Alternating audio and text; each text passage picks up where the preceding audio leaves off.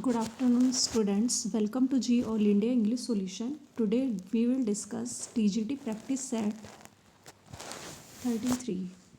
Here are some characters from Romeo and Juliet. Find the incorrect one. तो incorrect कौन सा है इसमें से? Only 8. तो ये ठीक है, 7 तक उन्हें देख लेते हैं. Who is Aeschylus? Aeschylus is Prince of Verona. Romeo Juliet में ये कैरेक्टर्स हैं सारे. तो एस्केलस कौन है? ये प्रिंस ऑफ वेरोना है. ये वेरोना के राजकुमार एस्केलस. पेरिस है किन्समैन टू प्रिंस.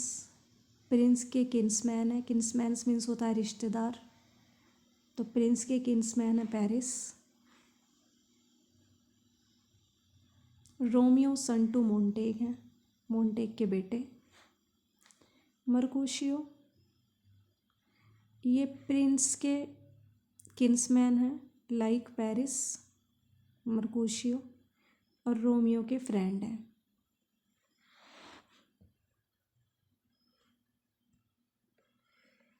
बेनवोलियो नेफ्यू है मोंटेग के, भतीजा, और फ्रेंड है रोमियो के. मर्कुशियो बेनवोलियो ये फ्रेंड है रोमियो के. टाइबल्ट है ये नेफ्यू. Lady Capulet. दो फैमिली थी, एक तो मोंटेग फैमिली थी, एक कैपुलेट. तो जूलियट बिलोंग करती थी कैपुलेट फैमिली से एंड रोमियो बिलोंग करता था मोंटेग फैमिली से. तो टाइबल्ट ये लेडी कैपुलेट के नेफ्यू हैं, भतीजे हैं ये. Balthasar servant to Romeo. Romeo के सर्वेंट हैं. जूलियट डॉटर है कैपुलेट की, मोंटेग की नहीं है. Consider the following statements with regard to Shakespeare sonnet. तो sonnets from 1 to 126 are address to WH while 26, 127, 152 are address to dark lady. ठीक बात है कि जो सोनेट 1 से लेकर हम 126 की बात करें तो ये एड्रेस किए गए हैं WH को, जिनका नाम था विलियम हर्बर्ट और हेनरी रोजले भी बोलते थे इन्हें.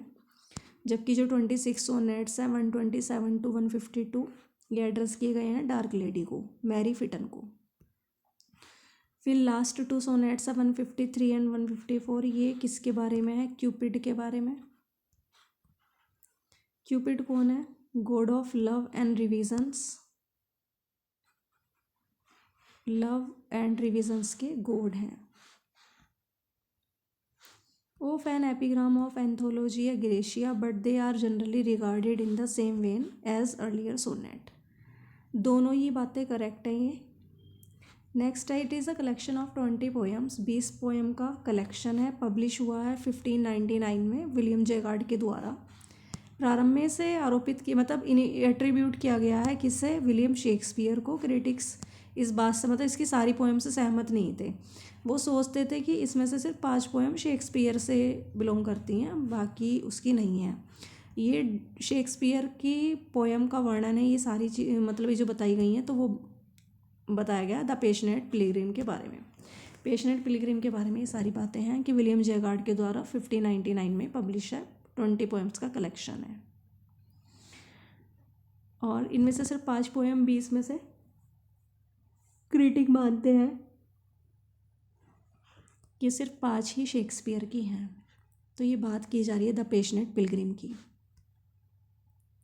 देखो अब यहाँ पर है ना कुछ क्रिटिक्स और उनके वर्क हैं जो इनमें से मैच नहीं कर रहा. सॉरी, जो मतलब करेक्टली मैच्ड है वो बताना है. तो ये ऑल आर करेक्ट हैं. तो T.S. इलियट ने लिखी थी हैमलेट एंड हिज प्रॉब्लम. 1919 में आई थी. तो T.S. इलियट ने लिखी थी Hamlet and his problem. James Spedding ने लिखी है who wrote Henry eighth. Thomas De Quincey ने लिखी है on the knocking at the gate in Macbeth 1823. Thomas De Quincey on the knocking at the gate in Macbeth 1823. Samuel Butler ने लिखे Shakespeare sonnet reconsidered. Shakespeare sonnet reconsidered. Next है life is as tedious as a twice told tale, vexing the dull ear of a drowsy man. This appears in King John act 3 scene 4 की line है ये। यहाँ जो speaker हैं वो कौन है? हेनरी। अब इसे देख लेते हैं, लाइन इसका मीनिंग देख लेते हैं। तो ये विलियम शेक्सपियर का हिस्ट्री प्ले है ये, King John. The life is as tedious as a twice told tale. जो दोहराई गई कहानी होती है ना, उसकी तरह से ही जीवन होता है। जीवन उबा देने वाला होता है। किसकी तरह उबा देने वाला होता है? जैसे आपने एक बार कोई स्टोरी सुन ली और दोबारा उस स्टोरी को सुनाई गई तो वो उतनी ही थका देने वाला होता है स्टोरी जितना कि जीवन। तो वैक्सिंग द डल ईयर, और एक ऊँघते हुए व्यक्ति को, मतलब कुछ नींद में है, कुछ जाग रहा है, तो कुछ सो रहा है, कुछ जाग रहा है, तो उस व्यक्ति को बोलते हैं ड्राउजी। दोनों ही अवस्था में होता है। तो एक ऊँघते हुए व्यक्ति के डल ईयर को वो परेशान करती है। ये लाइन किंग जॉन की है, एक्ट 3 सीन 4 में। हेनरी ने लेविस ने बोली है लाइन। ये लाइन बोली है लेविस ने, हेनरी ने नहीं बोली, लेविस ने बोली है किंग जॉन में, एक्ट 3 सीन 4 में। Here are mentioned the name of Shakespeare with their quotes from Shakespeare Hamlet. Incorrect आपको यहाँ पे चूज़ करना है। तो इनकरेक्ट है ओनली 4। तो पहले जो करेक्ट है उन्हें देख लेते हैं कि something is rotten in the state of Denmark. Marcellus ने कहा एक्ट 1 सीन 4 में कि कुछ तो गड़बड़ है, कुछ तो सड़ रहा है। कहाँ पे? डेनमार्क के राज्य में। ये मार्शलस कहता है, ये होरेशियो का फ्रेंड है। बहुत इंपॉर्टेंट ट्रेजेडी है हैमलेट इनकी, और लेंदी ट्रेजेडी है। एक्ट 1 सीन 4 में कही है मार्शलस ने। फिर there is nothing either good or bad but thinking makes it so. संसार में कुछ भी अच्छा और बुरा नहीं होता, लेकिन सोच ही इसे ऐसा बना देती है। हैमलेट ने कहा है एक्ट 2 सीन 2 में। इंपॉर्टेंट लाइन है ये भी। एक्ट 2 सीन 2, एक्ट और सीन भी देख लेना। What a piece of work is man, कि क्या व्यक्ति है वो, है ना। तो हैमलेट ने कहा है एक्ट 2 सीन 2 में। देखो एक्ट 2 सीन 2 में यही लाइन बोले, there is nothing either good or bad, और what a piece of work is man. ये एक्ट 2 सीन 2 में बोली है हैमलेट ने।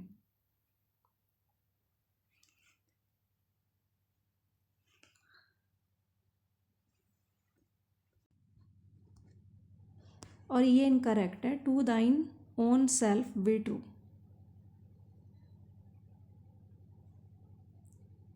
ये गलत है, लार्टस ने नहीं बोली कि अपने प्रति तो सच्चे रहो। आप कमेंट सेक्शन में कमेंट करके बताना ये लाइन किसने बोली है। नेक्स्ट क्वेश्चन है, I have a man's mind. मेरे पास आदमी का तो दिमाग है लेकिन औरत की शक्ति है। ये कहा है ब्रूटस की वाइफ पोर्शिया ने। और कहाँ बोली है ये? जूलियस सीजर में।